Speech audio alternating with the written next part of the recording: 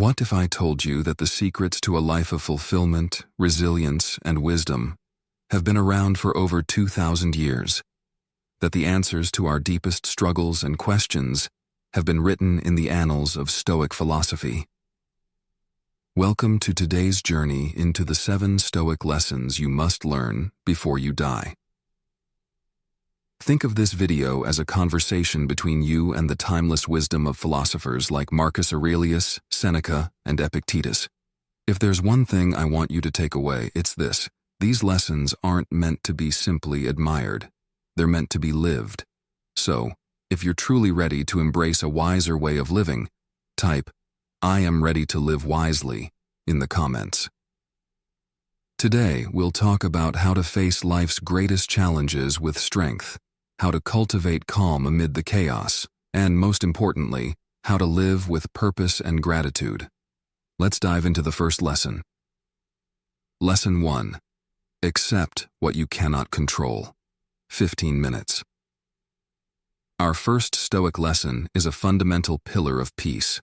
Accept what you cannot control. Imagine for a moment that you're a sailor at sea. You cannot control the wind or the waves, but you can adjust your sails. Stoicism teaches us that while we might not control life's circumstances, we always control how we respond. Consider Epictetus, who spent much of his life as a slave. Despite this, he became one of the most respected philosophers in history. Epictetus said, "There are things which are within our power, and there are things which are beyond our power." This wasn't just a saying to him, it was survival. He recognized that his thoughts and actions were the only things he truly owned. So instead of allowing resentment to consume him, he focused on cultivating a resilient mind. Think about the last time you were upset by something beyond your control: a long traffic delay, a missed opportunity, or a harsh word from someone close. How did it affect you? Stoicism asks us to observe that when we release what we can't control, we free ourselves from suffering. Take a deep breath right now and remind yourself, I can only control my response. Here's an exercise.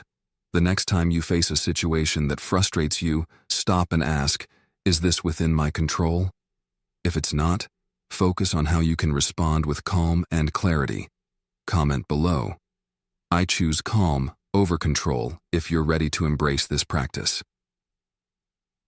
Lesson 2. Embrace mortality. The second Stoic lesson is to embrace mortality. This teaching is powerful and often misunderstood. For the Stoics, acknowledging mortality wasn't about fear, it was a call to fully engage with life. Marcus Aurelius, a Roman emperor and Stoic, often wrote to himself, "You could leave life right now. Let that determine what you do and say and think." Imagine the weight of his responsibilities as emperor and the constant awareness of mortality he had. Yet, this awareness didn't lead him to despair. It drove him to make each moment count. When we remember that life is finite, we are more likely to let go of trivial worries and focus on what truly matters. Reflect on this. What if you knew you had a limited time with the people you love? How would that change the way you interact with them, the words you choose, or the time you spend? Embracing mortality brings us closer to what matters most: being present, being kind, and making each day meaningful. Take a moment after this video to think about one thing you want to experience more deeply, whether it's spending time with family, pursuing a passion, or simply appreciating small moments. Then take one small step toward making that happen today. Comment, "I live each day fully," if you're ready to live with purpose and presence. Lesson 3. Pursue purpose, not pleasure. The third lesson invites us to pursue purpose, not pleasure. Seneca, a Stoic philosopher and advisor to the Roman Emperor Nero, once said, "True happiness is to enjoy the present without anxious dependence upon the future." Seneca lived in a world of luxury and power, yet he consistently preached about the importance of a purpose-driven life. The Stoics taught that true joy comes from contributing to something bigger than ourselves, not from momentary pleasures that quickly fade. Think about the last time you felt truly fulfilled. It probably wasn't from a material possession or a fleeting pleasure. It was likely from a meaningful achievement, helping someone, or working on something you care about deeply. This lesson reminds us that purpose keeps us grounded, even when life's pleasures come and go. Take a moment to identify what gives your life meaning. Whether it's creating, helping, learning, or connecting with others, embrace that purpose. Comment, I choose purpose, if you're ready to invest in what brings lasting fulfillment. Lesson 4 encourages us to live in accordance with nature. To the Stoics, this didn't only mean respecting the environment, it also meant finding harmony with ourselves and the world. Marcus Aurelius said, "If you are pained by external things, it is not they that disturb you, but your own judgment of them." Imagine a person struggling against the flow of a river, exhausting themselves trying to go upstream. In contrast, those who accept the river's direction, using its current, flow effortlessly. Life is often the same. Instead of resisting, the Stoics suggest we move with its natural current. Living in accordance with nature also means embracing our strengths and limitations, accepting what life brings, and responding with calmness. When we find harmony with life's flow, we find peace. Consider one area of your life where you're resisting change or reality. What might happen if you chose to accept it instead? Comment, I live in harmony if you're ready to live in accordance with life's natural rhythm. Lesson 5.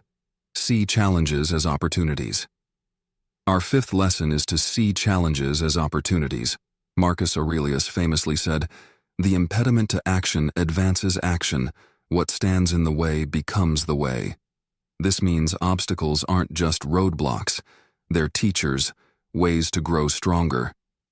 Imagine someone who faces constant setbacks in their career. Every rejection teaches them patience, every obstacle builds resilience. Rather than seeing challenges as misfortune, the Stoics saw them as paths to wisdom and strength. Next time you face a challenge, see it as an opportunity to grow rather than a setback. Embrace it as a way to build resilience and sharpen your skills. Comment, I see opportunities, if you're ready to turn life's challenges into stepping stones. Lesson 6 is to cultivate inner peace and detachment. Epictetus taught that our peace doesn't depend on external events, it comes from within. He said, "We suffer not from the events in our lives, but from our judgment about them." Imagine a person who loses a job and, instead of despairing, chooses to stay calm and search for new opportunities. Detaching from the outcome, they focus on their own actions and remain centered.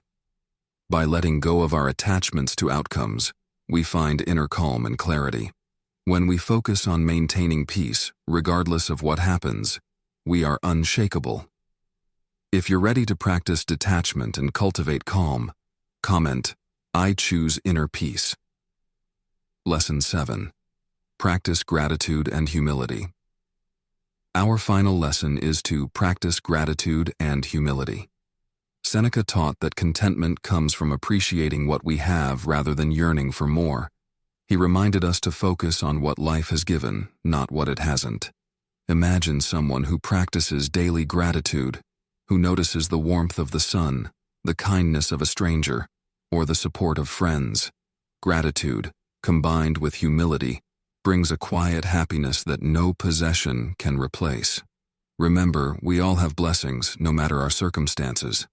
Embrace them, be humble, and you'll find fulfillment. Comment, I am grateful, if you're ready to see life's gifts. Thank you for watching. Remember, these Stoic lessons are not just philosophies, they're a way of life. Live them fully. Type, I choose wisdom if you're ready to embrace these teachings and live a life of purpose and peace.